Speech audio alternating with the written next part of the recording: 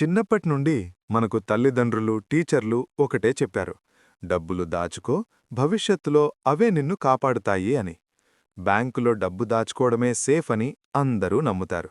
కానీ ఇది ఫైనాన్షియల్ ప్రపంచంలో మీకు ఎవ్వరూ చెప్పని అతిపెద్ద అబద్ధం. చేదు నిజమేమిటంటే, మీరు బ్యాంకులో డబ్బులు సేవ్ చేస్తున్నారంటే మీరు ప్రతిరోజూ పేదవారిగా మారిపోతున్నారు. అవును, మీరు విన్నది నిజమే. డబ్బులు సేవ్ చేయడమనేది మిమ్మల్ని ధనవంతుల్ని చెయ్యదు. అదెలాగో ఇప్పుడు చూద్దాం.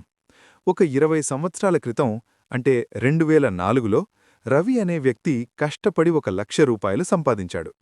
ఆ ₹1,00,000తో అప్పట్లో తను నగర శివార్లలో ఒక మంచి స్థలం కొనొచ్చు, లేదా ఎంతో కొంత బంగారం కొనొచ్చు. కాని రవి చాలా జాగ్రత్తపరుడు.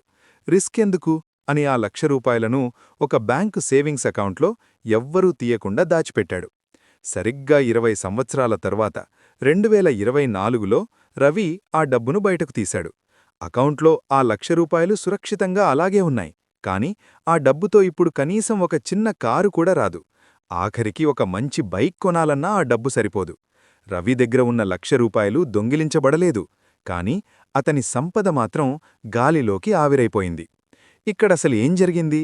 దీని వెనుక ఉన్న సైలెంట్ కిల్లర్ పేరే ఇన్ఫ్లేషన్ లేదా ద్రవ్యోల్బణం. ఇది మీ కంటికి కనబడని ఒక దొంగ. మీరు దాచుకున్న డబ్బు నంబర్ మారకపోవచ్చు, కాని దాని కొనుగోలు శక్తి ప్రతి సంవత్సరం పడిపోతూనే ఉంటుంది. నిత్యవసర వస్తువుల ధరలు పెరుగుతాయి, మీ డబ్బు విలువ పడిపోతుంది. బ్యాంకులు మీకు సేవింగ్స్ అకౌంట్ మీద 3 లేదా 4% వడ్డీ ఇస్తాయి. కాని ద్రవ్యోల్బణం 6 లేదా 7% చొప్పున మీ డబ్బును తినేస్తూ ఉంటుంది.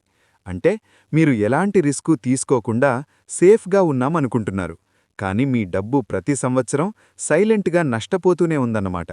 మీరు అడుగు ముందుకు వేయట్లేదు, వెనక్కి వెడుతున్నారు. పేదవారు మరియు మధ్యతరగతివారు డబ్బును దాచుకుంటారు, సేవ్ చేస్తారు.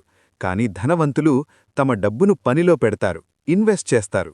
డబ్బు అనేది నీరులాంటిది. ఒకేచోట నిల్వ ఉంటే పాడైపోతుంది. అది ఎప్పుడూ ప్రవహిస్తూనే ఉండాలి.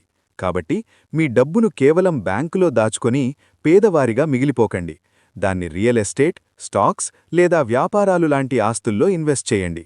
మీ డబ్బు నిద్రపోతే మీ కలలు ఎప్పటికీ నెరవేరవు.